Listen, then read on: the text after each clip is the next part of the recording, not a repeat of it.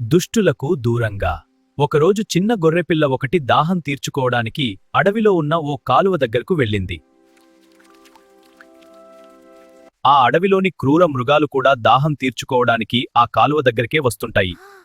గొర్రెపిల్ల భయపడుతూనే గబగబా నీళ్లు తాగడం మొదలుపెట్టింది. దానికంటే ముందే అక్కడకు వచ్చిన ఓ నక్క కొద్ది దూరంలో నీళ్లు తాగుతోంది. కంగారులో గొర్రెపిల్ల నక్కను గమనించలేదు. ఒంటరిగా ఉన్న గొర్రెపిల్లను చూడగానే నక్క గట్టిగా "ఏయ్ ఆగు, నేను తాగే నీళ్లన్నీ పాడవుతున్నాయి" అని అరిచింది. అయ్యో నక్కమామా, నీళ్లు నీవైపు నుంచే ఇటుపక్కకు పారుతున్నాయి. నువ్వు తాగే నీళ్లు నేనెలా పాడుచేస్తాను?